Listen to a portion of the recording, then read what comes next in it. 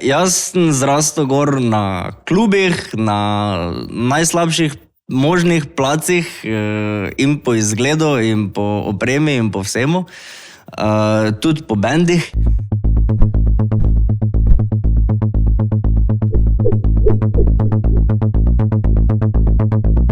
Dragi gledalci in poslušalci našega podcasta, dobrodošli v novi epizodi. Danes bo, verjamem, zelo zanimiva epizoda, kajti lotili se bomo sodobne teme, veliko govorimo o sobivanju z naravo, o zelenem prehodu, ampak verjetno pa še nikoli niste poskušali povezati glasbe, plesa, potem zvoka in pa seveda agronomije. Če vas ta smer zanima, danes je z mano zanimiv sogovornik, s katerim se bomo pogovarjali ravno o teh 4 temah, kako njemu je uspelo združiti v svojem življenju vse to. Z nami je Jure Recek. Jure, lep pozdrav. Zdravo. Mislim, da se nema o vseh teh temah enako vredno pogovarjala, da to garantiram. Ne? So pa definitivno vse te teme del moje identitete čez leta, tako da... No, če začnemo na tvojem začetku, kaj je bilo najprej? Glasba, mislim kot glasbenik, glasba ali potem ples? Ali oboje skupaj na nek način? V bistvu je bilo tako, da je že zelo zgodaj v osnovni šoli sem začel hoditi na ure klavirja na konzervatoriju v Lenartu. To je bil menda eni drugi razred. In potem se je v bistvu, mislim, da leto, 2, 3 potem, dokaj hitro se je pol tudi zgodil ta plesni del. In to se pol sporedno dogajalo skozi do konca osnovne šole, začetek srednje. Teda definitivno prvo glasba. Mislim, moj prvi stik z glasbo je bil že čisto od malega. Moj dedek je taki enostaven, zelo super človek, kulturno navdihnjen, tako da je vedno moje otroštvo spremljala kitara, ustne harmonike, tako da jaz sem potem še klavir pripeljal v hišo, tako da definitivno bi rekel, da je glasba tisto, ko je od začetka me spremljalo, pa me še zdaj spremlja in je še zdaj, bi rekel, največji del mojega življenja. No, samo če bi me vprašal, če te ne bi poznal, pa bi me vprašal, kaj misliš, kateri instrument sem jaz igral, mislim, da bi bil klavir na 20. mestu. Odkot ideja za klavir? Ker jaz te vidim bolj za kako trobento, kitaro, kaj takega, kot pa za klavirjem. Odkot ta odločitev za klavir? V bistvu je bilo tak. V osnovni šoli smo enega ful dobrega prijatelja, ki ga še imam zdaj zelo rad, in mi dva smo takrat se skupaj odločila, kaj bomo delala. In smo rekli, bilo je milijon opcij, milijon možnosti, od motorjev do vsega živega. In smo se odločila, da gremo v glasbeno, in sicer on je htel igrati violino.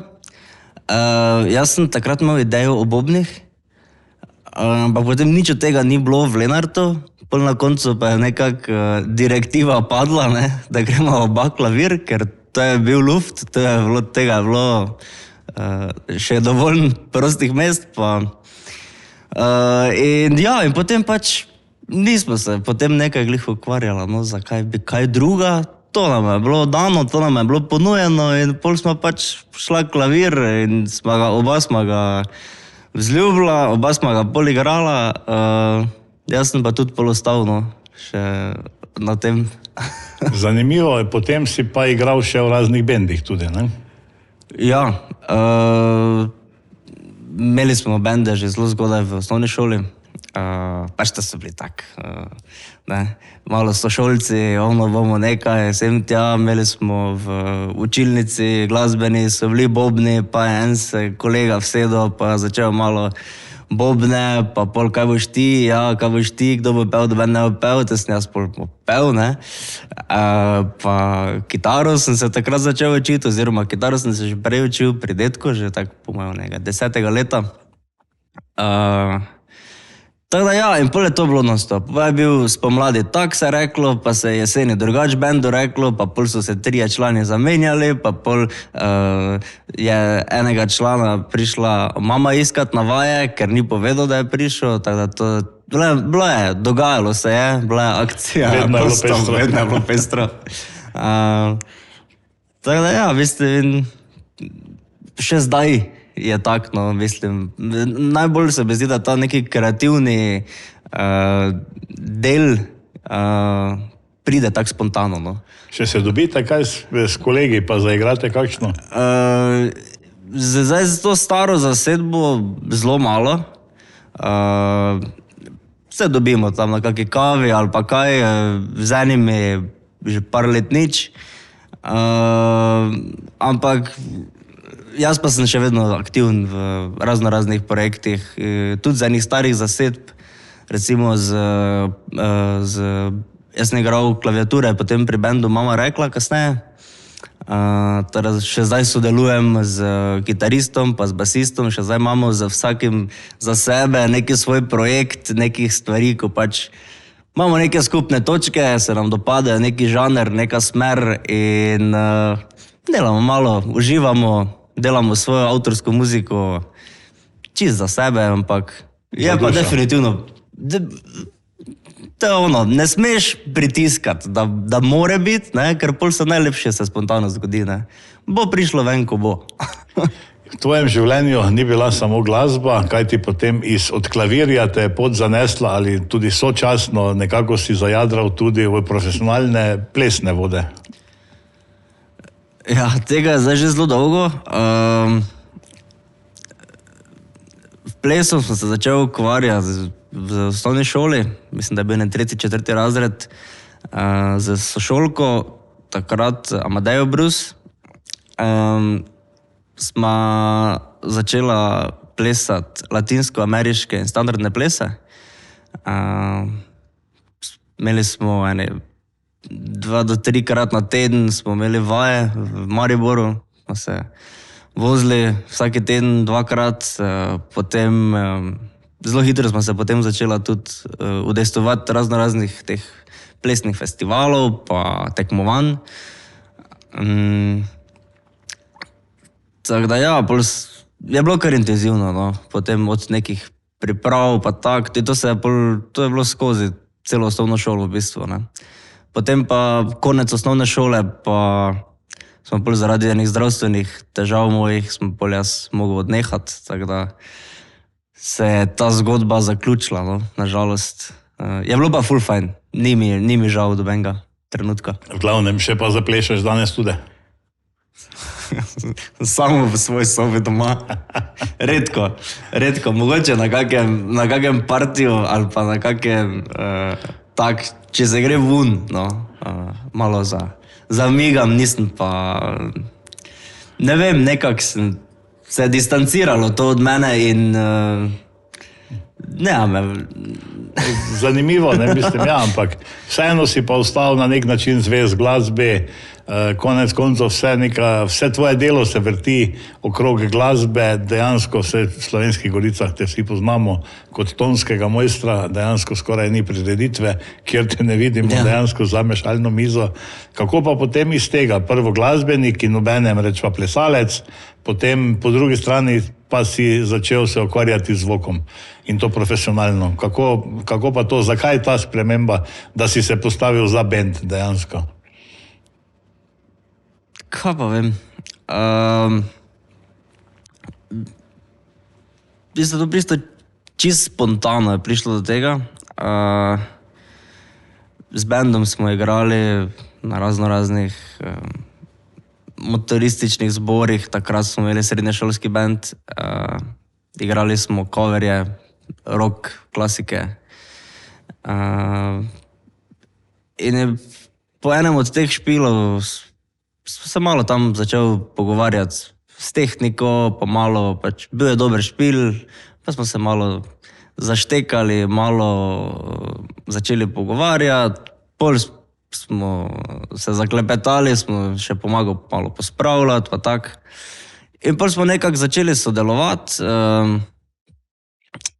in tako bom rekel, pol v roku 2 let sem jaz v bistvu sam pri sebi, nekako me vleklo, me zanimalo in sem si načrpal dovolj znanja z raznih virov, da sem potem začel jaz njih nazaj učiti. Čez 2 leti so me klicali, kaj bi lahko ti nam prišel pomagati, to pa ono ne vemo, pa daj ti znaš to boljše, ti si to se naučil, ti zdaj to obvladaš bolj kot mi smo to bolj hobi, ne? To je bilo v roku 2 let recimo. Ne? In ne vem, čisto spontano, potegnilo me je, delal sem, mislim, še zdaj delam svojo muziko, ki jo potem tudi treba neka, mislim, ideja se pojavi, jo posnameš, je treba potem to nekako zapakirati, ne?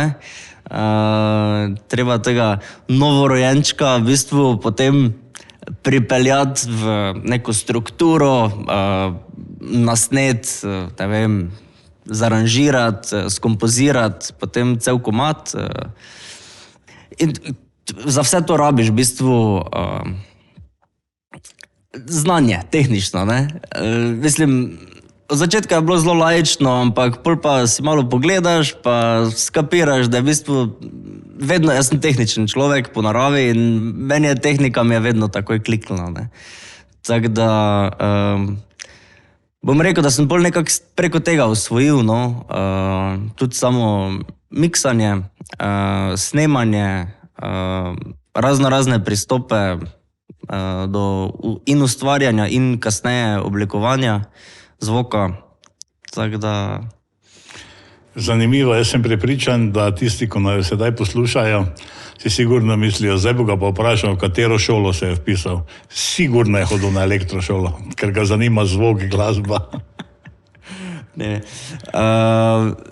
tako bom rekel, jaz sem takoj že od konec osnovne šole pa začetek srednje šole sem bil zelo navdihnjen z vidika naravoslovnih znanosti. Še zdaj recimo obožujem fiziko, vse te neka dejstva, znanstvena, ne vem, botanika, poznavanje narave, okolice, ki nas obdaja, v bistvu planeta, na katerem živimo. Tako da ne, ni bila elektrošola. Elektrika mi je bila tak, I can do this. Ne, to je enostavna elektrika je. Imeli smo pri fiziki, vem, zakaj se gre, ok, v redu. Pač to je meni bilo zgolj matematično in mi ni bilo zanimivo. Ne. Bolj mi je bilo zanimivo nekaj, kar nisem poznal takrat. Ne. In sem se pol vpisal v bistvu na biotehniško šolo. Ker me je vleklo pač ta povezava z naravo, z v bistvu okolico, ki živimo v Slovenskih goricah, gorice, vinogradi, sadovnjaki, kmetijstvo. Zelena pokrajina, kmetijstvo. Ja, tako da nekako se mi je zdelo tudi, da sem dolžen to nazaj svojemu okolju, v katerem živim, ne, da vem, ki sem, da lahko tudi nazaj nekaj vrnem, ne. Če gledava določene melodije, naprimer, ne vem, po modri Donavi, naprimer, ne, si prav znaš predstavljati dejansko, ko poslušaš to glasbo, kak ta reka teče, kako se pojavljajo te brzice, ne. Zapreš oči, ne, in... Definitivno je tu ena povezava, kako bi rekel, slike pa zvoka, no. To je... Dobro rekel, ob eni strani je ta povezava slike pa zvoka ena najbolj normalnih stvari, ki se vsakemu zdi normalna, ampak ko pa izločiš eno in drugo, pa probaš z zvokom ustvariti res dobro sliko, prostorsko sliko, pa bom rekel, da ni tako huda enostavno, no. Se mi zdi, da je kar nekaj komponent, ki se jih ne zavedaš, pa so ti naravne. če hočeš res, da recimo nekaj zveni, kot da si tam, je nekaj, mislim, težko skreiraš ta zvok, no. Zanimivo, težko je to povedati, ne, ker jaz se spomnim, kompleksno je, ja, jaz se spomnim na primer lanske prireditve glasbene šole Lenart, ne, tu v parku v Lenartu, ko je bila, ti si ozvočeval, ne, in vem, da sva z Nino šla z pisarne, pa se je prireditev že začela, pa se go, gledaj, to pa zagotovo Jure oglašuje, ne, ker se ta drugačen zvok je, ampak jaz ti tudi ne vem povedati zakaj, ampak bil sem prepričan, da si ti tam, vse smo potem prišla in sva te videla, ne. Mislim, dejansko, dobro, eni rečejo, glasba mora biti ful glasna, da se skrije nekvaliteta in tak naprej, ampak ja, treba je to sozvočje, dejansko sozvočje okolja, v katerem se nahajaš, pa tudi verjetno se vsaka glasba tudi ne posluša na enaki višini dejansko. Ne, absolutno. Jaz mislim, da je del, oziroma tako bom rekel, moja perspektiva na to vprašanje, moja percepcija tega je to, da v bistvu, če si predstavljaš, ne vem, kak Donava teče, ne, odprej, si predstavljaš, kak listje šumi v gozdu, ne, to pač prebudi neke te meditativne nivoje, emocije, ne, se umirimo, smo mirni, poslušamo sami sebe, slišiš, kak dihaš, slišiš, kak ti srce bije, ko 90% časa tega ne slišiš, ne, v vsakdanjem življenju. In to je recimo klasika. Ali pa kakšna meditacijska glasba, kakšna ta spremljevalna glasba, ne, ali pa tudi, ko imaš za zdravljenje s frekvencami, ne, razne te podlage zvočne, to mora biti mirno, to ne moreš tega glasno poslušati, ne. Kakorkoli boš to na glas poslušal, si celo poanto zgrešal, ne. In isto recimo, če prideš v teater, orkester ni tak na glas kot rock koncert in ne sme biti, ker ni finta v tem. Finta je recimo pri orkestru ali pa pri teatru, pri klasični glasbi, ravno poanta vsega ta dinamika, ne? Torej, kaj je tiho, mora res biti tiho. In da je nekaj glasno, veš šele takrat, ko si čul, kak je, ko je tiho, ne?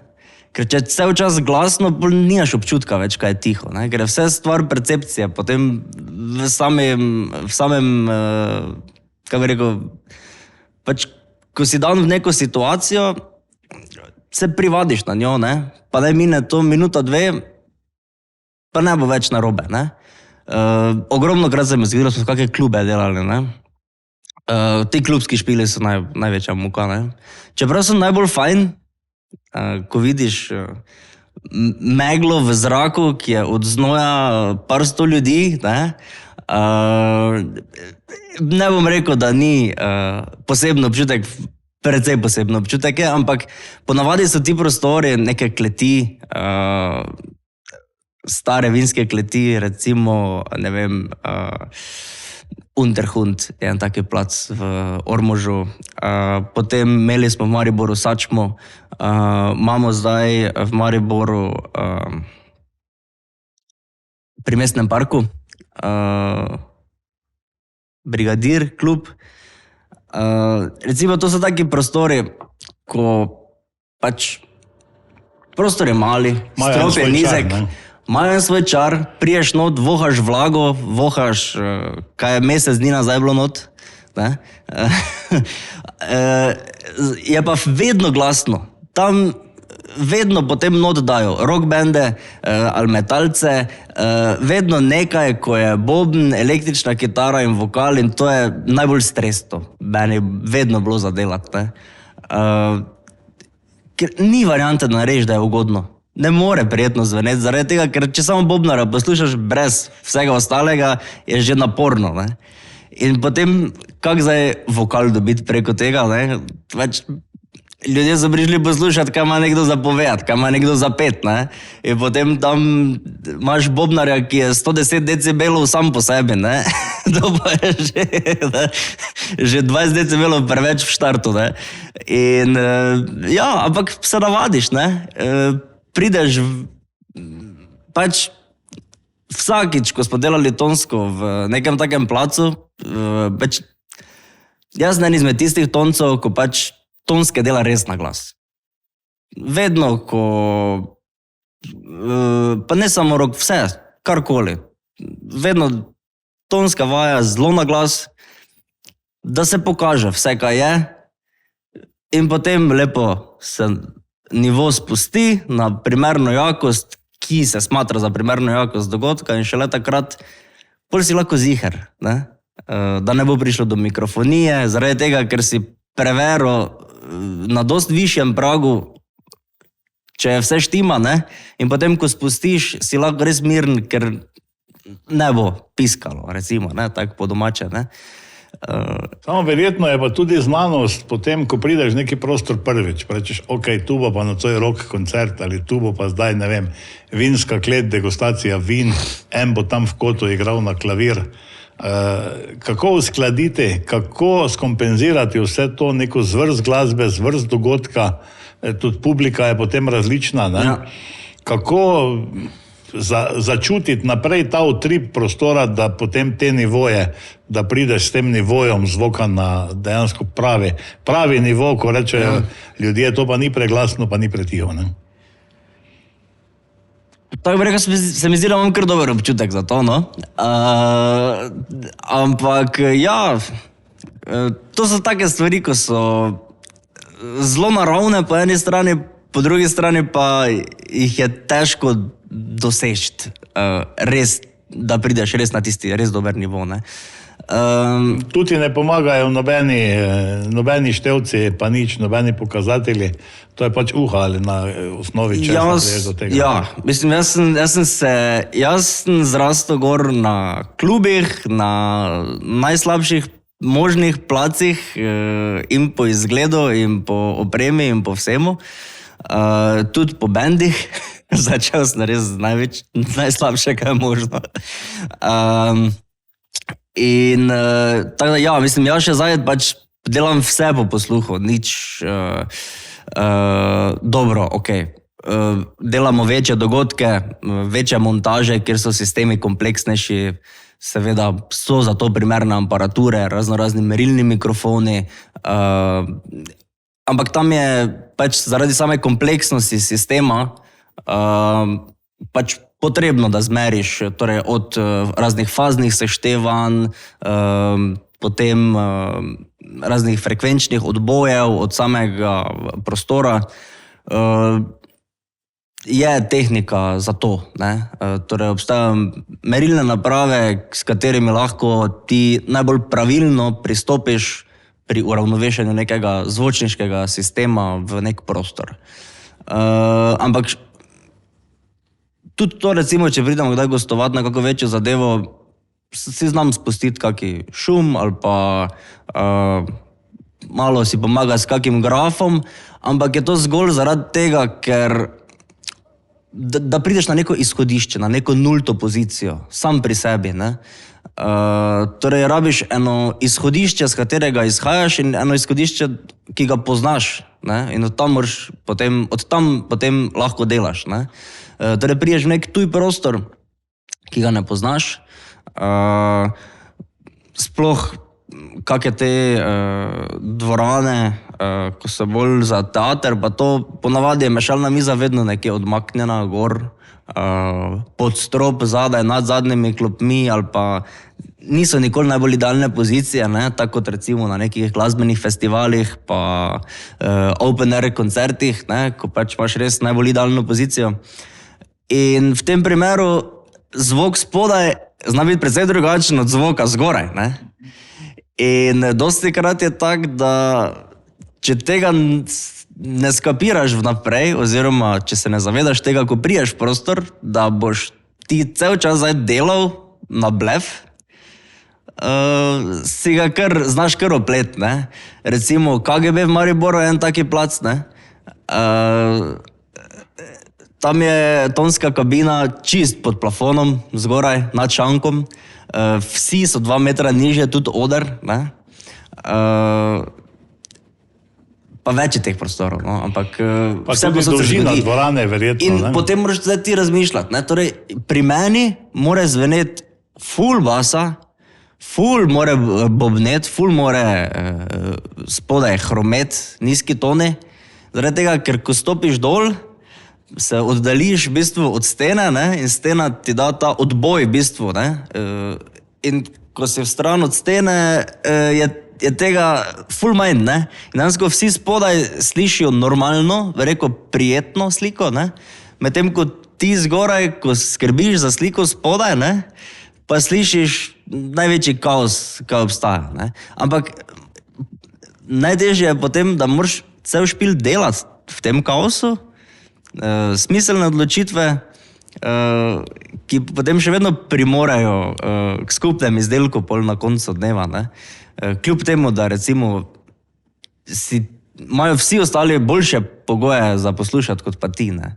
In to tega v ogromno prostorih. In to sta ena stvar, ko pač se moraš zavedati, se jo da zmeriti, ampak še vedno morajo potem možgani prekalkulirati, ne?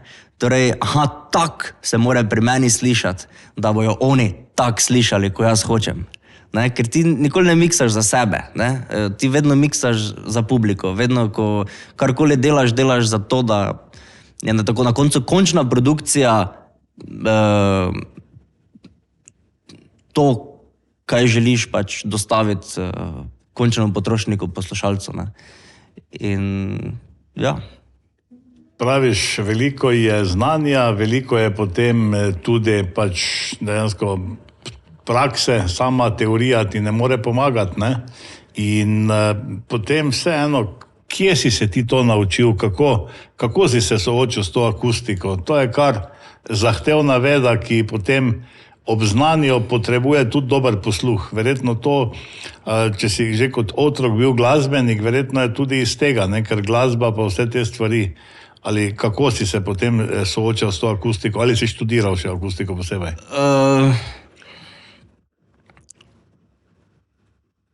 V bistvu akustika je nekaj, čemu se ne moramo izogniti, ne? Akustika nas spremlja na vsakem koraku.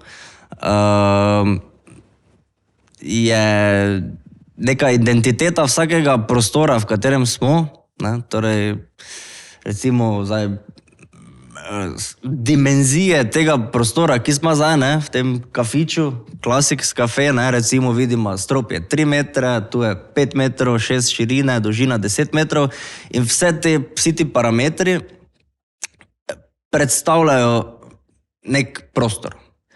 In zaradi razdalje med tema stenama, pa onima stenama, pa stropa in tal, pač zaradi teh dolžin se določeni valovi začnejo seštevati na tej dolžini, določeni se začnejo odštevati.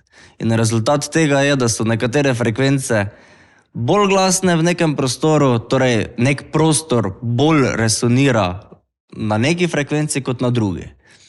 Potem tudi na podlagi tega lahko ugotovimo neko osnovno frekvenco prostora, ki je najnižja resonančna frekvenca prostora in jo opisuje dejansko razdalja med zidi, ne? Zakaj? Ker pač zvok kot tak, to nismo v štartu povedala, je pač ni nič druga kot premikanje delčkov zraka, ne? Torej, zvočni val je v bistvu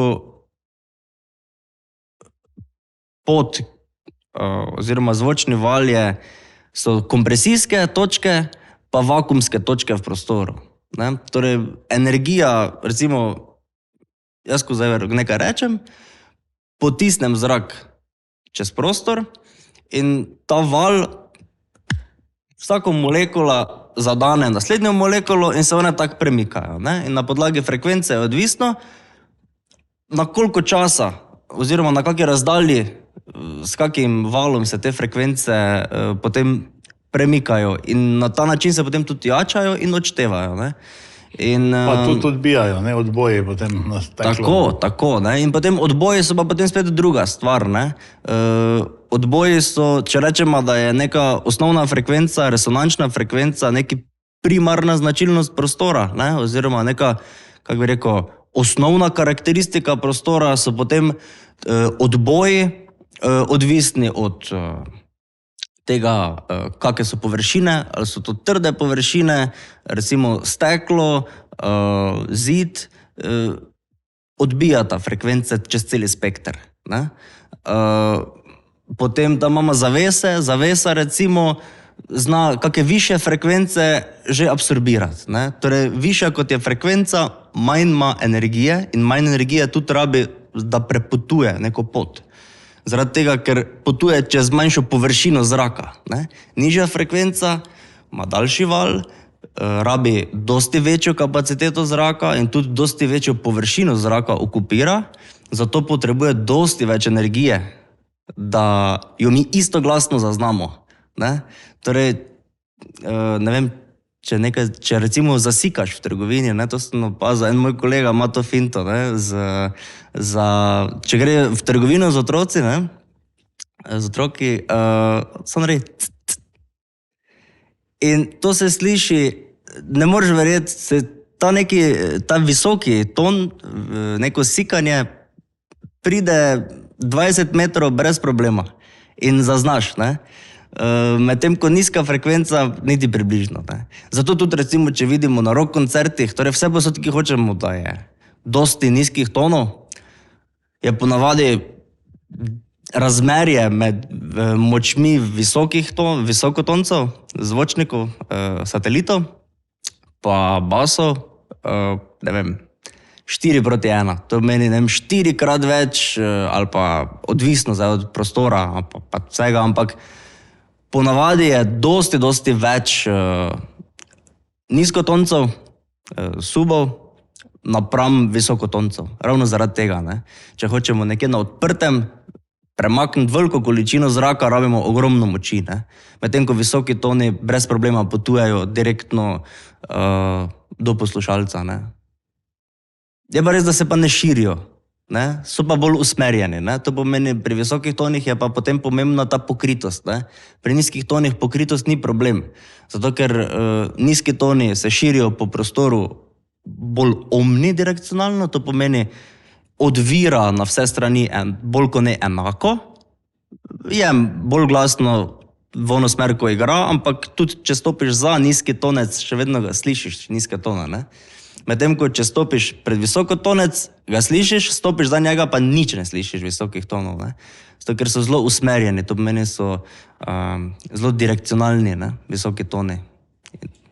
In potem, ko si se srečeval na terenu s prakso, že kot otrok dejansko z glasbo v vsem tem, ne, kje si pa potem pridobil ta specialna znanja, te akustike? To so razne kombinacije od raznih internetnih virov, knjig, večina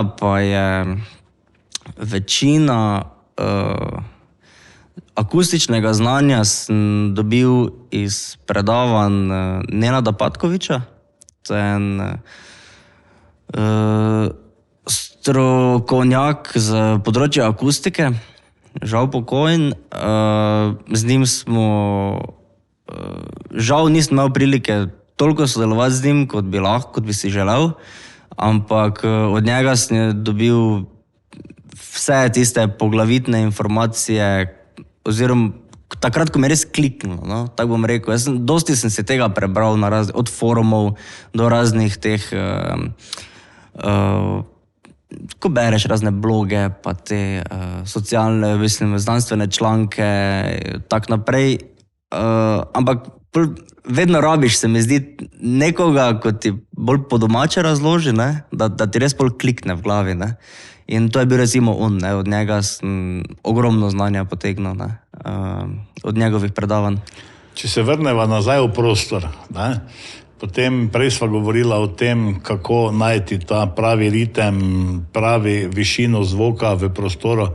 Kako pa sam prostor? Prej si govoril o teh kleteh, pa o teh stvarih, ki je von, pa razni koncerti, pa te stvari. Kako je nasplošno v prostorih? Včasih smo rekli, ali nekateri trdijo, da če je v prostoru veliko rož, da se v njem boljše počutiš. to tudi drži? Misliš, da je to neko sozvočje z... Ja.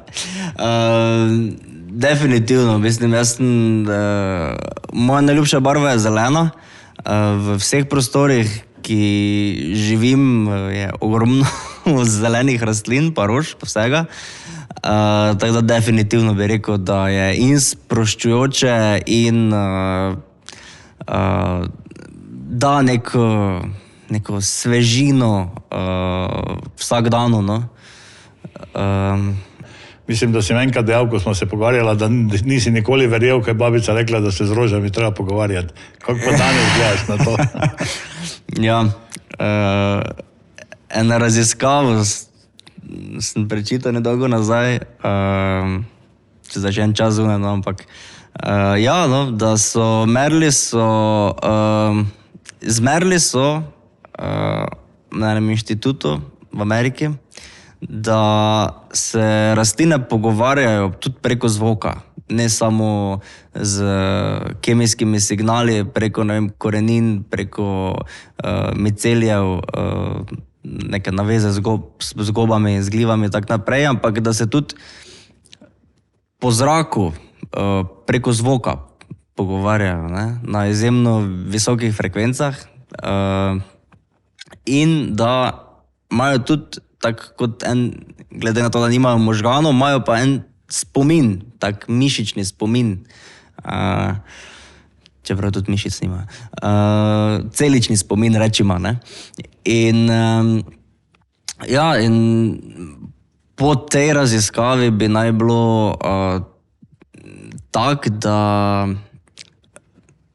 si rastlina zapomni vsakega človeka posebej in test je bil, da so zalivali, mislim, da paradižnikove rastline. In ena oseba je prišla, pa vedno, ko je prišla v prostor, odrezala en list paradižnika, druga oseba pa je prišla, pa ga je zalila z gnojilom pa z vodo. In so potem merili zvoke in po enem tednu so še vedno merili zvoke, ampak sta ti dve isti osebi prihajali v prostor, ampak nista nič naredili. In je rastlina oddajala različne zvočne signale, torej in zaporedje klikov, so en taki štrckanje se sliši, tak. Torej in zaporedje in višina tona teh klikov je bila drugačna za obe osebi. To pomeni, da ko je človek prišel v prostor, ki je delal škodo rastlini, ki jo je rezal, je ona začela oddajati signale in pošiljati drugi rastlini preko signale, zdaj pa je prišel oni, ko reže. Pol pa je prišel drugi, ko je zalival, so bili drugi signali in je spet sporočala drugim rastlinam, aha, zdaj pa bomo zalite, ne, to pa je oni, ko nas zaliva, ne.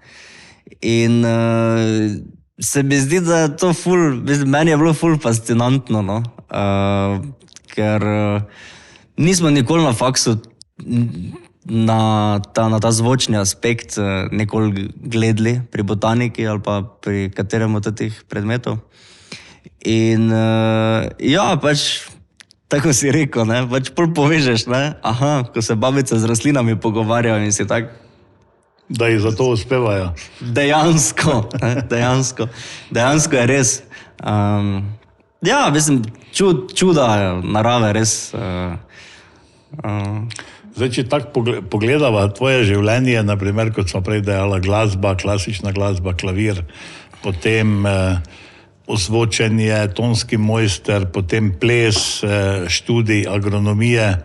Pri vsem sva nekako prišla do zaključka, da vseeno so vse neke frekvence in vse oddaja neki zvok, neko razumevanje tega in ti si potem nekako, bi zdaj rekel, da življenje posvečaš v glavnem zvoku, pač, koliko te razumem, konji, pa vse te stvari so bolj za hobi, ne, ampak ukvarjaš se profesionalno z zvokom.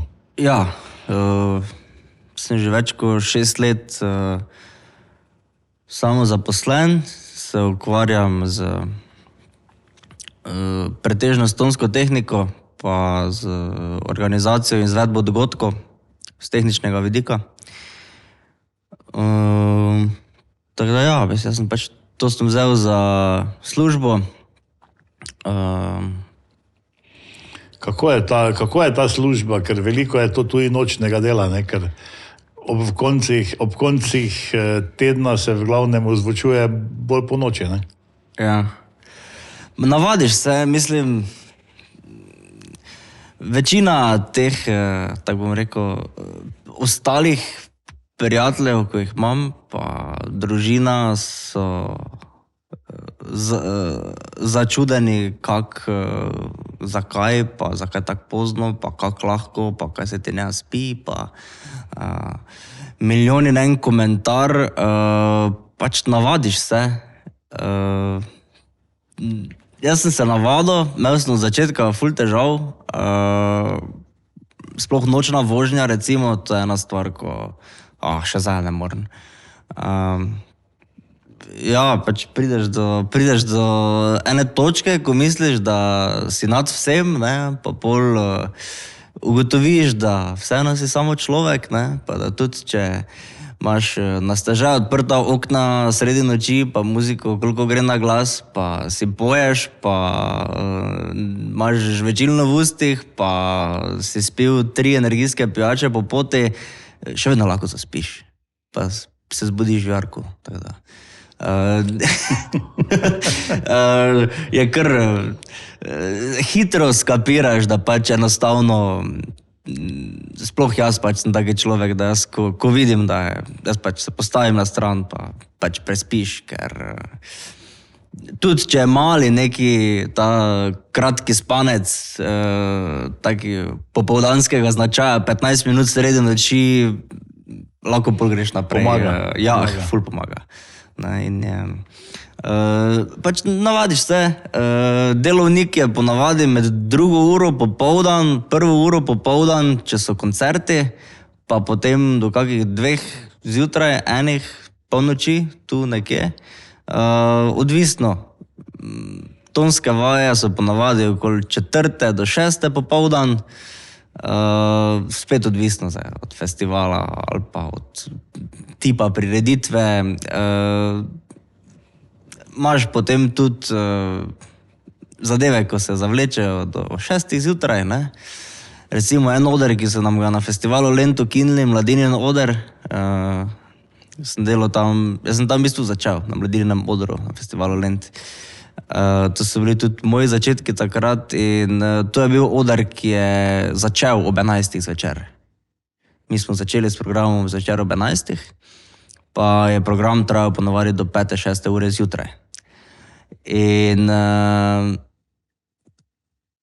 ne moreš verjeti, kako hudo dober program je to bil in kako hudo dobro obiskan je bil. Tudi ta RH 202, potem Val 202 je imel vedno live stream na radio. Večina so bili to alternativni bendi, taki kreativni DJ-ji, torej ne samo nekdo, ko pride pa pač suče muziko, ampak dejansko pride gor pa z različnimi sintetizatorji, z različnimi efekti ustvari neki vzorec, pa ga potem pokoristi, pa ga skombinira z nečim, pa tak mislim, zelo dober program. No. Se pravim, ful je odvisno. Ne? Najslabše možne scenarije, ko imaš dogodek danes tega tipa, ne? Začnemo ob 11, ne? Prijemo domov ob 4-5, pol pa je naslednji dan otroška lutkovna predstava ob 8 zjutraj. To je najslabši scenarij. To bo znam. Kako pa praviš, družina, sorodniki so se navadili na to, ne? Jaz vem, ko sem bil novinar, to je bil večni problem, na noben piknik ne moreš, ne? Ker dejansko včasih smo novinari bili na terenu, ne? In to je bilo vedno si zaseden nekje v soboto popoldan, petek popoldan, v nedeljo dopoldan. In tako se ne moreš odložiti nobenega družinskega kosila, nobenega piknika. Kako to sprejemajo tvoje bližnje? Pa dokaj dobro, no. Se ni z njima, nisem mi ravno dal izbire, ne. Tako da, ampak bom rekel, da zelo dobro prenašajo to. Itak so non-stop, znajo biti kakšne, opaske, marsikomu ne paše kdaj, da pač ne bi zdaj v nedeljo glih ob 12 šel jest, da bi mogoče tam 4, 5, če bi se dalo zmeniti. Ampak ja, mislim, ful sem pa ponosen na njih, ker pa podpirajo pa me vsi, no. Tako da tudi partnerica je, mislim, svaka je častno. Jaz jo občudujem, da me še vedno prenaša. Tako da... Gre kdaj zraven ali greš vedno sam? Nikoli noče. Ne, to pa ne. Pa me paš, mislim, ne. Zanimivo, da je ne pritegne kakšni koncert, ne mislim. Ravno to je stvar, da jaz, če grem delat. Marsikomu je to mogoče malo težko si zapredstavljati, ker pač greš na koncert, še vedno je koncert tako vsaki drugi, tudi na onega, ko greš zato, ker se imaš fajn, ne, ampak nekako smo se odločila, da če grem jaz delat, ona ne gre nikoli zraven. Dobro, razen če res nekaj vrej. Folval pa ne. Pa če imamo za prespat vsi, pa tak, ne. Ampak ponavadi je tak, da ne gre zraven ravno zaradi tega, ker jaz, če grem delat na koncert, ne morem, ni niti približno isto, kot če bi šel poslušati koncert. To je sigurno. In zdaj njej sami za poslušati koncert tudi verjetno ni, ne? Če nija dobene družbe, pa sem pa tja, jaz pa tudi se mi zdi neodgovorno, da bi delo pa istočasno zdaj tam se družil, pa tako da, ne vem, nekako se mi zdi, da dosti bolj gladko poteka, pač se zmenimo, gled, te pa, na to pa ma šla.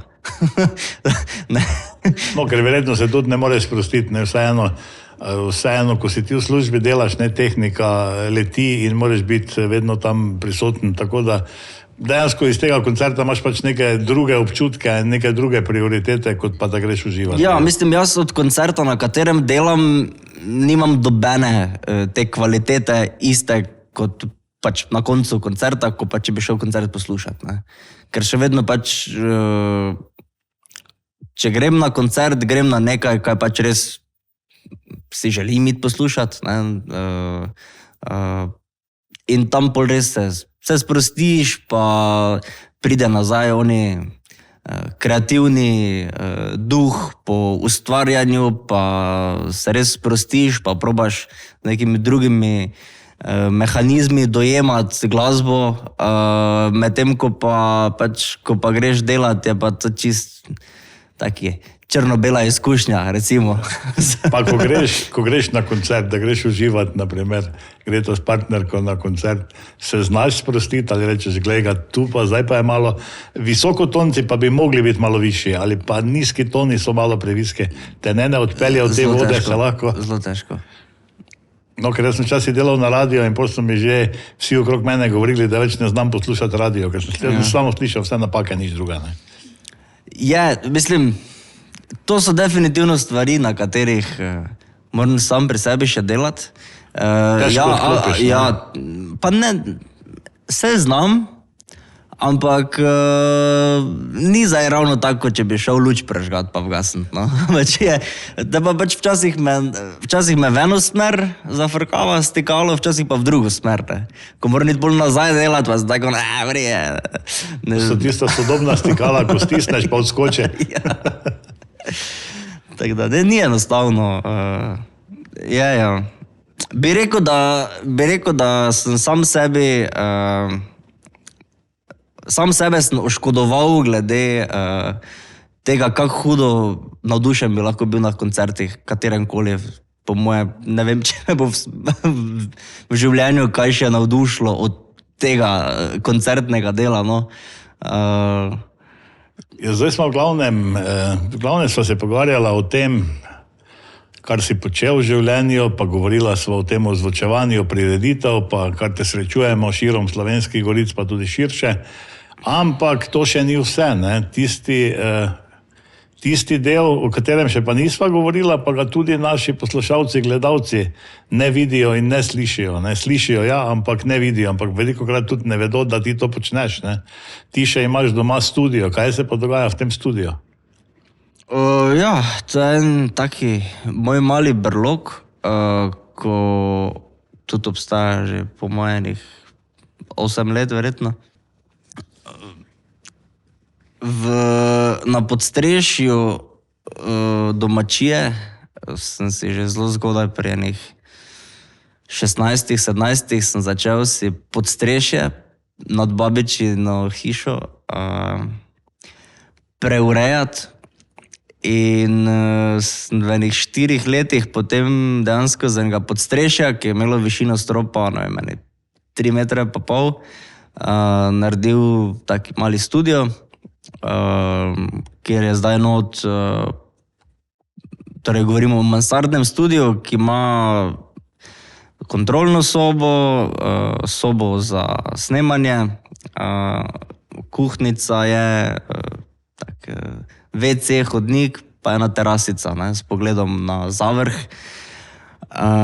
Je tudi približno iste višine kot zavrh, malo niže, tako da je zelo lep razgled. Ja, in tam se ustvarja, inštrumenti so not, poskušamo ne prepozno zvečer špilati, ne, ker je vseeno še babica spodaj, ampak to sem jaz nekako takrat v srednji šoli nekako prijelo pač, da bi rad imel nekaj za sebe, tista soba mi je že bila malo tak, premalo za vse robo, ki sem jo imel, pa sem si bolj začel biti tako malo stanovanje prvo, zdaj pa, ko smo se preselila s partnerko, pa je v bistvu samo studio, no. Ten prostor, ki je namenjen, da se ustvarja glasba, da se dogajajo raznorazni, kako bi rekel, da se ustvarjajo raznorazni trenutki. Tu gre v glavnem, nekaj je verjetno komercialnih projektov, nekaj pa jih nastaja tudi za dušo. Ja, tako bi rekel, da je večina za dušo, no. Jaz sem dosti komercialno delam živo, koncerte pa to. Znamo tudi kako reklamo ali pa kaj takega, ampak v studiu pa pretežno poskušam res delati z bendi, ne. Se tudi koncerti v živo delam pretežno z bendi, ampak v studiu pa sem res toliko bolj pač res, če vidim, da mi je prvo mora ekipa štimati, da se razumemo pa pokonektamo nekako z muzičari in pač, če se jim dopade, pridejo pa kaj posnamemo. Samo vseeno našteval si bende, ne vem, šolski bend, pa vse to, s katerimi si sodeloval, ne, ampak vseeno sodeluješ pa tudi kar z znanimi glasbeniki. Mogoče par besed, če o tem, s kom vse sodeluješ. Vem, da sodeluješ z Joker Outom, na primer. Ja,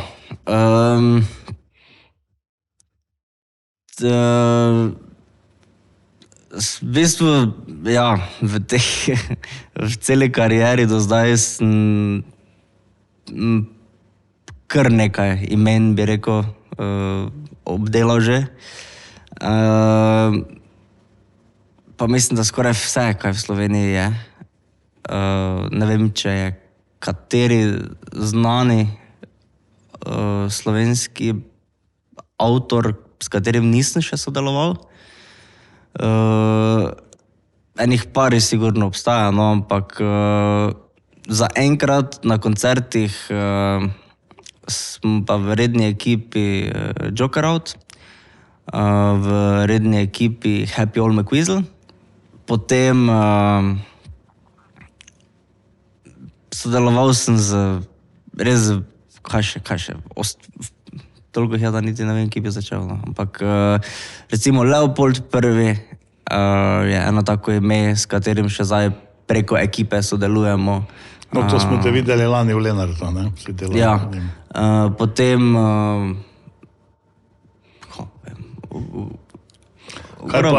sodelovali smo, ne vem, že kaj pa vem. Kaj pa tujina, tudi tuje pevke, hrvaška scena? Ja, recimo od hrvaških bendov že zelo dolgo sodelujem z lastnikom tega lokala tu, Borno, ko smo glih tu pri njemu v gostih, ne, se mi zdi, da fajn, da ga omenim. Torej, oni imajo band, ki se mu reče Ljubavnici, tako fajni, super pop hrvaški band.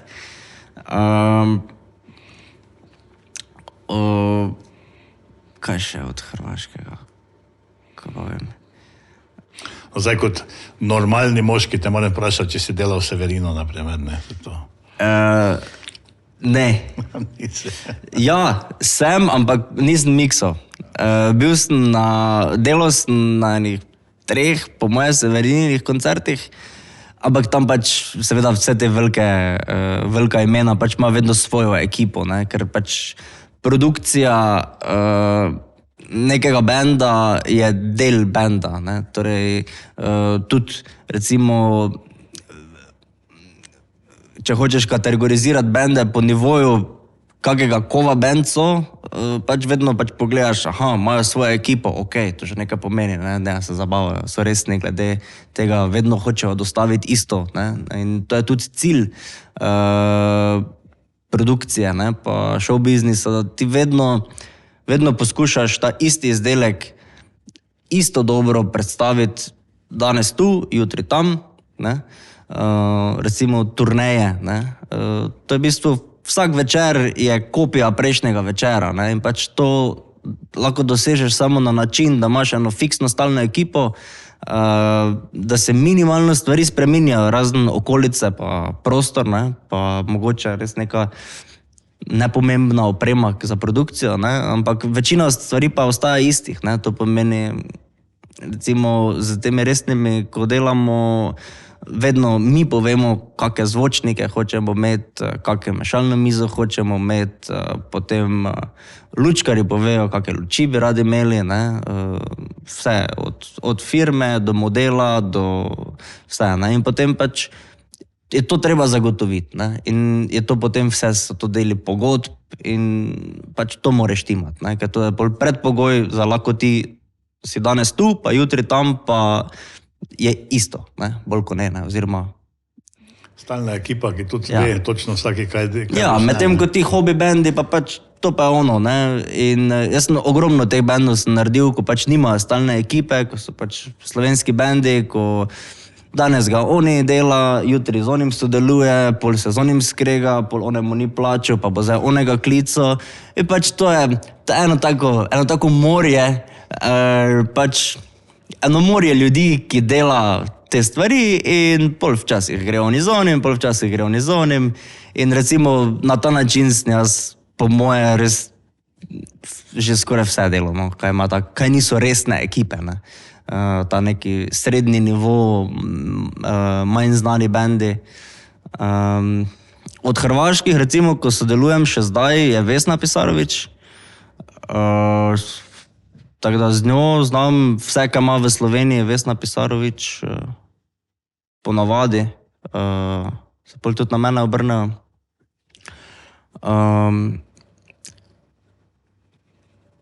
Od tujine drugih bendov, recimo 2 leti nazaj sem začel sodelovati z enim poljskim godalnim kvintetom, Volosi. Z njimi sem se spoznal na festivalu Lent, torej jaz sem na festivalu Lent delal na trgu, oziroma da so preimenovali, v bistvu je OTP oder, tam pri Stari Trti.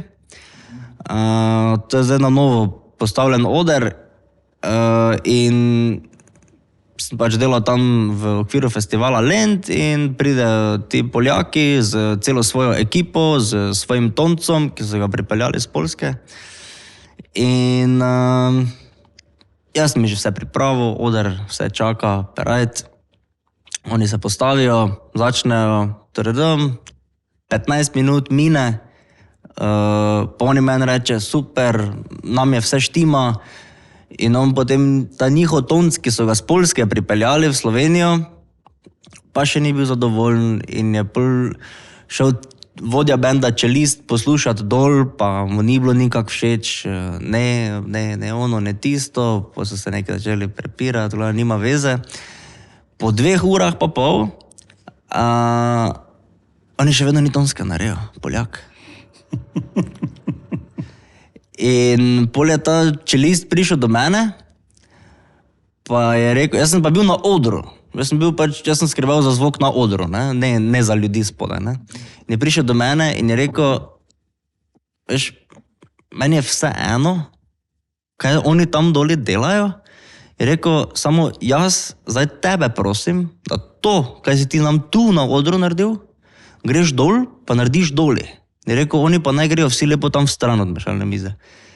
In potem sem jaz šel dol in sem jaz šel nastaviti zvok za publiko in me tudi prosil, da tekom koncerta ostanem, ta njihov Poljak pa je en efekt stiskal celi koncert, zato ker on je pa imel komade naštudirane, on je vedel, pri katerem komadu pride neki efekt not in on je tisti efekt stiskal, Poljak, jaz sem pa jim zvok miksal.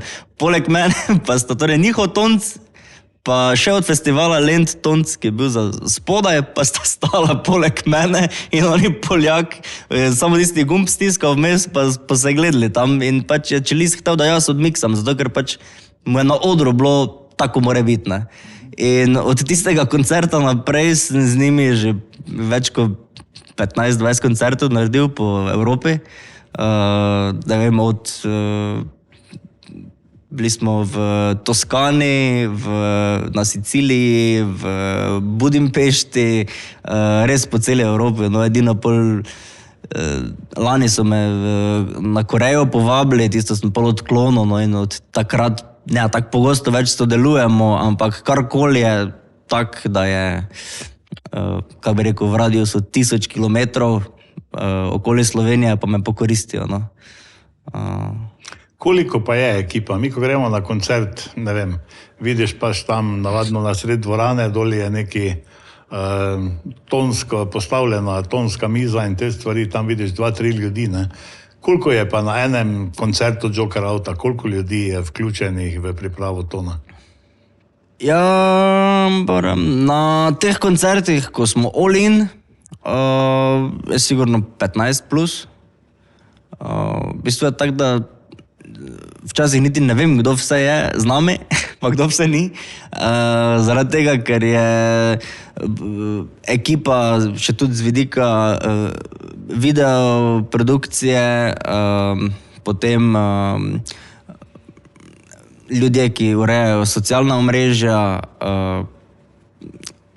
dosti krat se vzporedno s koncertom snemajo tudi kakšen material za naprej, za kakšne reklame, za kakšne druge objave. In pač se je že zgodilo, da smo prišli na koncert, pa pač je bilo tam 5 ljudi, ko pač so delali svojo stvar, isto z našim bendom, ampak pač nismo niti, mislim, jaz niti nisem najbolj vedel, da so z nami prvo, pol šele, ko smo šli na večerjo, sem videl, aha, vi ste naši, okej. Je pa ponavadi, bi rekel, tam med 10 pa 15 ljudi na teh velikih koncertih. Polko pa pač, recimo, ko smo šli na turnejo, pa nas je bilo z bendom skupaj 12, Tako da takrat smo pač v takem primeru pol se ekipa malo zmanjša, ker vseeno je bilo kar naporno. Imeli smo dosti terminov v relativno kratkem času, pa smo pač mogli iti v manjši zasedbi. Sedaj sva nekako prehodila pot od tvojih začetkov za klavirjem, potem plesnih korakov, študija agronomije, potem sva prišla do tega, s čem se zdaj v glavnem ukvarjaš, to je potem ton, skrb za dober zvon, tonski mojster, z akustiko. Kako pa naprej? Če se mogoče, ne vem, poskušam postaviti vlogo tvoje partnerke Jure, kaj mogoče ne bi se reči zaposlil, pa bi bil čez vikend doma? Kaj pa vem? Tako bom rekel, da se mi zdi, da kar dobro znam pokombinirati, ker je pač potem še vedno sem jaz tisti, ko pa je med tednom doma, ne. Pa so pol druge stvari recimo poskrbljene pa narejene, pa tudi ni zdaj tak, mislim, absolutno recimo poleti pa decembra za praznike decembrske, pač takrat me res ni, no. Pač v teh obdobjih, ko so res močna, takrat pač izbiram malo.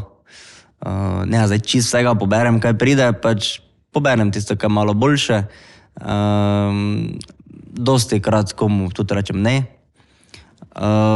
Je pa bolj problem, ker recimo zdaj spomladi pa bi si pa mogoče želel kaki par koncertov več, ne. Teda zelo sezonsko zna biti, ne, to delo, tako da definitivno ni najboljši šiht za družinsko življenje. Ampak se mi zdi, da imam dovolj močno podporo in doma in z ekipe, ki jo tudi imam sestavljeno kar enih precej ljudi, ekipo, ki mi bolj pomagajo in se bolj pokombiniramo, da je volk sik pa koza cela. Tako da zaenkrat še naj bo tako je, me čist nič ne moti, bo pa sigurno, no, čez en čas mogoče malo več poudarka na studijskem delu, pa malo več poudarka na kakem avtorskem, kreativnem delu. Manj terena pa več studija. Malo manj terena. Ostal bom definitivno s temi močnejšimi imeni pa to, ampak te manjše zadeve pa potem imam že naraščaj v ekipi, ko so ženi že zaposleni pri meni in pač poloni tiste manjše, kako bom rekel, manj pomembne dogodke potem odfurajo pa uredijo na istem nivoju. Kako pa sama tehnika? Imaš tudi precej svoje tehnike. Kako pa posodabljaš to tehniko, kajti na področju zvoka, videa, nasplošno se stvari zelo hitro spreminjajo, tehnika gre zelo hitro naprej. Kako potem menjuješ to tehniko? Na koliko let je treba zamenjati mešalno mizo? Včasih so bile analogne, danes so digitalne, zvok je danes digitalni. Kako potem finančno je tu kar veliki zalogaj, ali ne? Ja. Definitivno stvari v audio svetu niso niti približno poceni. So pa definitivno dosti cenejše, kot so bile včasih. Torej, zdaj, če gledamo proporcionalno, včasih recimo si nisi mogel privoščiti zasnemati doma nič druga kot neki kasetnik, pa je bilo bolj kot neto to. Tisti, ko je že imel 2 kaseti, je že bil super, ker si lahko reklame spuščal. Ja. In danes pa lahko za, ne vem, 10% povprečne plače si privoščiš eno zvočno kartico, pa mikrofon že dobiš, pa še slušalke v tem denaru, tako da za enih 150-200 evrov v bistvu že lahko imaš še taki mini set in lahko posnameš zvok izredne kvalitete, ko si ga pač pred 50 leti nisi mogel niti približno predstavljati. Recimo v 70-ih, to so bili zlati časi teh analognih studijev. Moramo vedeti, da ti studiji so še danes nad temi domačimi produkcijami, kaj se tiče po vseh aspektih, jaz mislim. Že sam prostor, ko stopiš v njega, te impresionira. So pa to milijonske stavbe, z več milijoni vredne opreme, kar se pač niti ne znam predstavljati. Zdaj, kaj se pa tiče koncertov pa live opreme, pa Kaj pa vem. Jaz imam to oprema, ki jo imam, ni zdaj najboljše, kaj obstaja na svetu. Je ena taka povprečno. Zdi se mi, da je najbolj pomembno je to, kako znaš delati s tem, kaj imaš. Ne? Torej, ko moraš nositi vsaki teden neko opremo, je fajn, da je lažja. Ne? Torej, recimo, neodenski magneti so ena taka stvar, ko recimo zvočnik, ki je imel v 90-ih 38 kg, ima za lahko 25-23. Ne? Potem včasih so bile 2 cm debele lesene stene, ne? Kišt, ne? Tako da so 2 sta komaj dvignila. Ne? Danes ne? So kombinacije, ali so to 15 do 18 mm vezane plošče, ne? To so že kar konkretni, potem dobra ohišja lesena, ne? Imaš pa potem tudi plastična ohišja, ne? Ki se danes z modernim tem DSP-om, torej digitalni signal processing, digital signal processing, se potem vse te napake v akustiki, škatle, popravijo z digitalnim procesorjem, ne? Torej vse te izgube, ki so zaradi same fizike zvočnika, se potem nazaj popravijo z enim takim digitalnim čipom.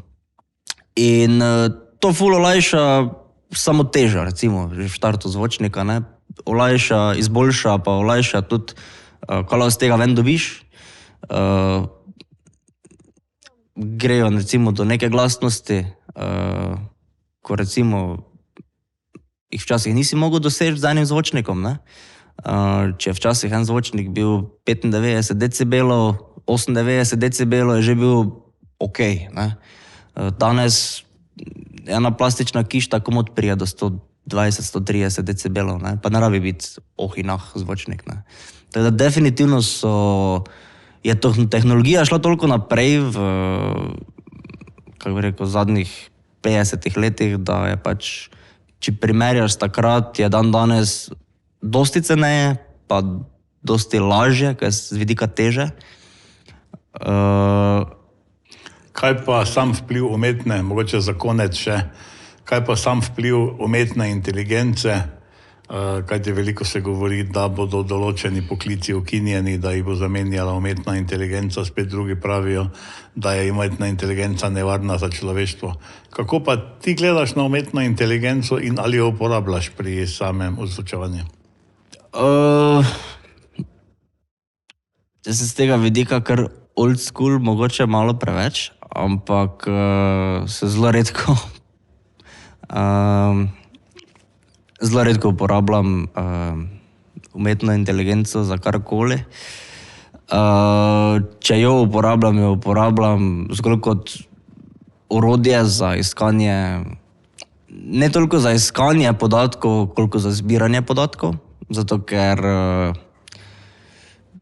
se mi zdi, da umetna inteligenca je super orodje, če veš, kaj iskati, pa če veš, kaj bi rad slišal od nje, samo pač rabiš, da ti podatke zbere na nek način, ti jih uredi, pa pač naredi vso to, kako bi rekel, ne vem, neko maso besedila, ki jo rabiš, je pa zelo pomembno, da veš, kaj iščeš, ne.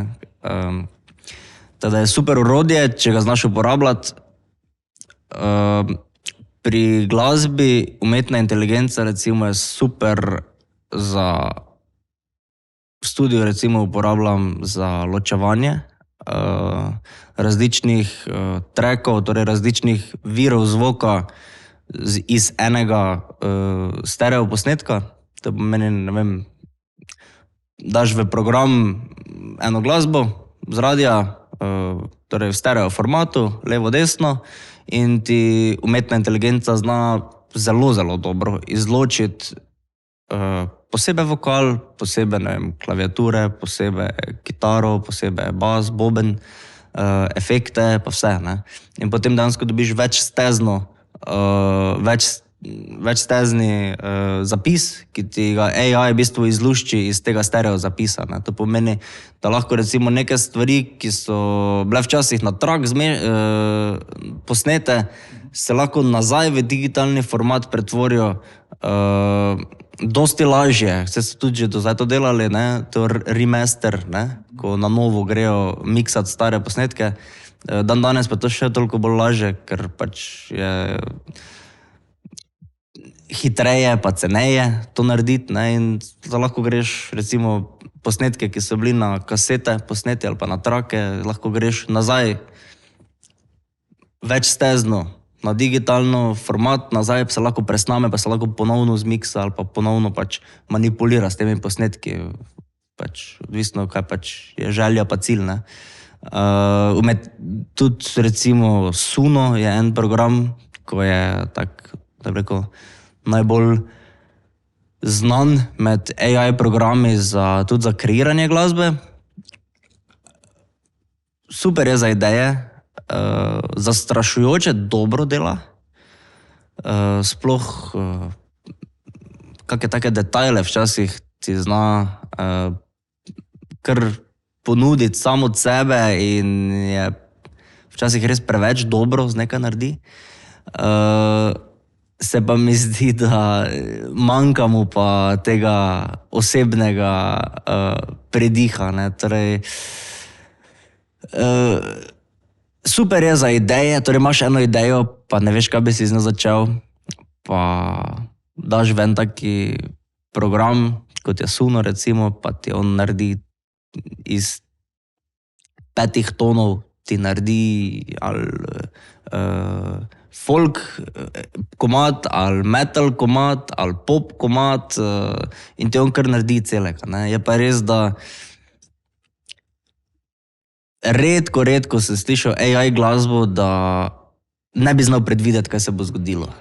Ker je tako dobro vse te mehanizme pa finte pokoristi, pa jih zna uporabiti, da je točno to, kaj sem mislil, da se bo zgodilo, točno to se zgodi, ne. In je zelo predvidljiva glasba, AI glasba, ne. In bi si upal trditi, da bi znal, tako, če bi zdaj dali 10 različnih komadov, bi upam trditi, da bi znal povedati, kaj je AI pa kaj ni AI. Pa ni zaradi kvalitete, pa ni zaradi ničesar drugega, samo zaradi te res generičnosti. Zaporedja pa manjka v bistvu nekega osebnega empatije, emocije, tega nikoli, kar znamo ljudje. Ne, ker človeško je, da nekaj narediš narobe. In recimo, pač AI ne bo naredil narobe. In to so ravno potem ti trenutki, ko pač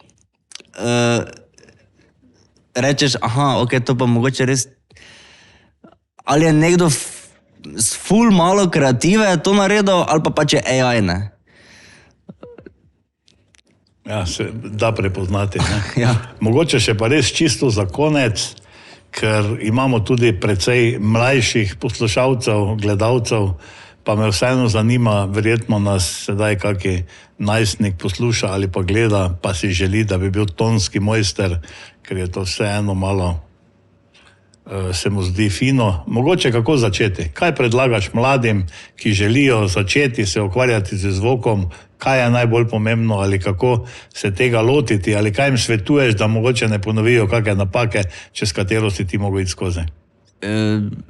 Definitivno mislim, da recimo ta poletni festival, ko ga imamo tu v Lenartu, jaz še dobenega nisem odgnal, tako da ljudi se vedno rabi, vedno se išče svežo meso,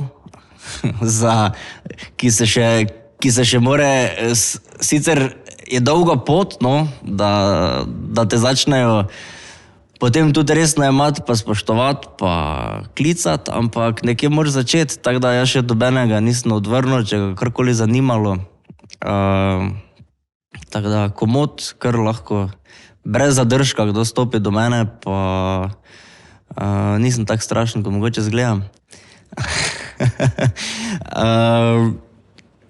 To je to, jaz bi rekel, da dobeni priložnosti ne reči ne, vsaj v začetku ne.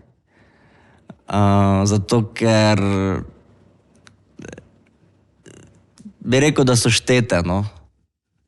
In se mi zdi, da sploh v štartu je pomembno, da res probaš vsako priliko zagrabiti, tudi če je slabi skupiček, si se nekaj naučil. Največ se naučiš, če grešiš.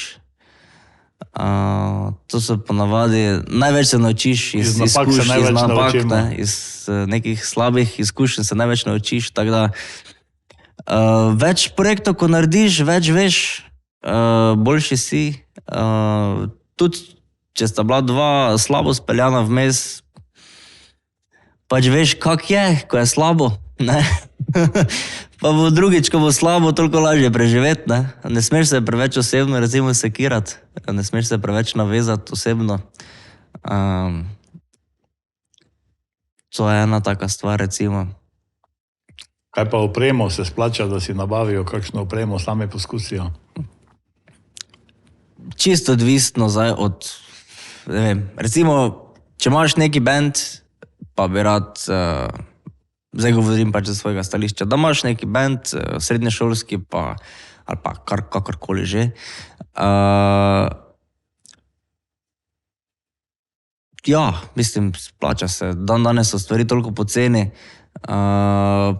pač greš, ne vem, neko študentsko delo ali pa dijaško delo, relativno poceni, mislim, za 300-400 evrov lahko dobiš že zelo dobre zvočnike, recimo tak, ki so čist super za monitor, za vaje, za poslušati muziko. Vsaka naprava na tržišče že ima Bluetooth vgrajen skoraj dano. Tako da te nove zvočne naprave so relativno res poceni na to, kaj ponujajo. No. Je pa še vedno pač znotraj neke stroke pač še vedno niso poceni stvari, no, ampak se mi zdi, da tak za enega laičnega, amaterskega uporabnika pa so stvari zelo, zelo dostopne, ne, že danes. Tako da ja, definitivno se splača kupiti neki plastični zvočnik za par 100 evrov, pa eno mešalno mizo, ne rabi biti digitalna, če ne obvladaš. Jaz še vedno mislim, da dogodki, ki včasih imaš kakšne take dogodke, da pač moraš pustiti, ker bi, ne vem, nekdo rad potem nekaj povedal, pa greš, nastaviš, pa pustiš, pa greš v stran, se mi zdi še vedno analogni mikser bolj prepričljiv kot pa digitalni, ker tudi če si čisti laik, pa ne veš, aha, tu pride not, tu gre dol, aha, pa to je gumb, verjetno, če ga dam gor, je bolj na glas, ok, ne. Tako da še vedno za take manjše priporočam, analogna mešalna mizica, par kanalčkov, en efekt, pa imaš za vaje, za vse manjše prireditve, kot DJ,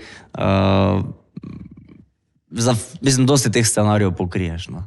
Je pa res, da če pa se hočeš polotiti malo bolj temeljito, pa imaš malo bolj kompleksne projekte, pa definitivno pač danes so digitalne mešalne mize toliko poceni, da pa toliko omogočajo, da pač je to nepredstavljivo, no. Jaz vem, delal sem za Andreja Bocelli v Gradcu, en koncert, in smo en šleper razložili samo mešalne mize pa analognega outboarda, to pomeni analognih procesorov, ki so bili na FOH-u, to pomeni front of house, FOH, pomeni tam, ki tonc sedi, ko posluša med koncertom, ne.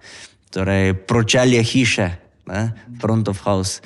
In imeli so dve analogni mešalni mizi, eno mešalno mizo nas je 8 ljudi dvignilo, bilo je več kot, mislim, da je bilo več kot 160 kanalov, in vsaki ta kanal je imel nekje neki kompresor, fizični kompresor, potem, ne vem, gate, to verjetno ne vejo niti kaj to pomeni, ampak pač to so raznorazni efekti, ki pač jih v digitalnem mešalni mizi lahko imaš pač v enem takem kovčku, kot je ta mizica, ne?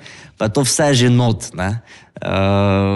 Tako da sem že bil poleg, ko sem bil samo šleper opreme, samo za mešalne mize, pa za te stvari in je digitalno, je čist drugi, čist je spremenila digitalna, ta digitalizacija mešalnih miz je čist spremenila, v bistvu bi rekel celo to audio produkcijo. No. Vse digitalne mize so v bistvu že 30 let zunaj, po moje. Ne. Prva je Yamaha začela, pa Roland, potem pa danes pa itak Behringer že zadnjih 20, 25, 20 let že skoraj, kar je ta Behringer začel intenzivno z poceni digitalnimi mešalnimi mizami in danes lahko dobiš za par 100 evrov mešalno mizo, ki je, ne vem, lahko 18 mikrofonov priklopiš gor, pa 8 zvočnikov, pa imaš na vsakem mikrofonu lahko delaš čist vse, kar si izmisliš. Ne? Od izenačevalnika, frekvenc, kompresorja, efektov, takih in drugačnih, no so cele knjižnice raznoraznih efektov in mislim, nepredstavljivo. No. Tehnika gre vedno naprej, ampak ob tehniki je potreba tudi nadgrajevati znanje. Ne? Ja, točno to. Ne. In zdaj še vedno nekdo, ko je laik, mu še vedno priporočam eno simpel analogno mešalno mizo, če pa te malo bolj zanima, če si malo bolj dovzeten tudi za računalništvo, pa softvere, pa to, pa definitivno zakaj ne bi probal digitalno. Ne. Je sicer v štartu dražje, ampak če hočeš neki band delati ali pa neke malo večje zasedbe, rabiš ponavadi več kot 12 kanalov in je dosti bolj potem uporabno, ne? Pa daš si v nahrbtnik, pa greš. Ne? Se nalažje za prenos za čist tak danes res redko kdo, ki potuje, uporablja analogno. Res redko. Andrea Bocelli, recimo en taki. Red Hot Chili Peppers so znani po tem, da so še vedno delajo koncerte na analogne mešalne mize. Potem Tool je en tudi ameriški band, kot še zdaj dela vse na analogno. Ampak to so res tajnih par, recimo. Ne. Večina pa koristi od teh velikih, ne vem, Avid ali pa, ko pa je v bistvu dejansko zgolj računalnik in samo faderji so imajo edina podobnost z analogno mešalno mizo je to, da pač ima te fadere, ne, te slidere, ne, drsnike za glasnost. In to je edina podobnost, ki jo ima z analogno mešalno mizo. Ne. Vse ostalo je računalnik. Vse ostalo je računalnik. Tako, mislim, da sva zdaj kar povedala nekaj stvari okoli narave, agronomije, glasbe, zvoka. Nekaj boljše, nekaj slabše. Jaz mislim, da je bilo kar zanimivo. Upam, da bo tudi našim gledalcem, poslušalcem zanimivo. Vsekakor pa vsi tisti, ki vas zanima več o zvoku, tudi mogoče kakšen nasvet okrog konjev ali kaj takega, je pa Jure zagotovo pravi naslov in ni ga težko srečati, kajti udeležuje se številnih prireditev, mislim, napačno besedo sem izbral, dela v glavnem na vseh prireditvah v Lenartu, kjer se ukvarja z zvokom. Mogoče za konec še, koliko prireditev letos načrtuješ v Lenartu, da boš ozvočeval? V Lenartu in okolica. Samo v Lenartu? V Lenart in okolica, rečemo, Slovenske Gorice. Verjetno je kar višja številka, ne? 40. 40 prireditev. Pač tu, za to ožjo okolico, po moje, da je okoli 40, ja. Drugač pa letno, pa imam sigurno, ne vem, več kot enih 150, 160 dogodkov. Tam med 100 pa 150 recimo na leto. Vsega. No, zdaj si lahko preračunamo, koliko, če ima leto 52 ali pa 53 sobot, koliko sobot si doma. Jure, kaj ne rečem za konec, hvala, da si vzel čas, da smo te uspeli poloviti, pač toliko zmotiti pri tvojem delu, ker si vedno na terenu, vedno v gibanju, da si vzel čas, da smo to posneli. Naj pa povem, da ta zvok, ki ga poslušate na naših podcastih, so tudi delo Jureta, ki nam je svedoval pri nabavi opreme in seveda popravil vse naše zmotne stvari, ki smo jih v začetku nabavili in potem tudi spozamenjali. Tako da, Jure, še enkrat hvala tudi za to, ker nam marsikdo reče, da imamo dober zvok in to je tudi pomembno. Seveda, hvala pa tudi, da si vzel čas in si nas obiskal. Vam, drage gledalke, dragi poslušalci, pa seveda, če rabite tonskega mojstra, tukaj sedi, lahko ga srečate v Slovenskih Goricah in lahko tudi komentirate, ko si pogledate naš podcast, tudi pa ni nič narobe, če stisnete kakšen všeček, to bo pomenilo, da izbiramo dobre goste in bomo za vas skrbeli za kvalitetne podcaste tudi v prihodnosti. Še enkrat hvala in srečno. Hvala tudi tebi, Jure. Hvala.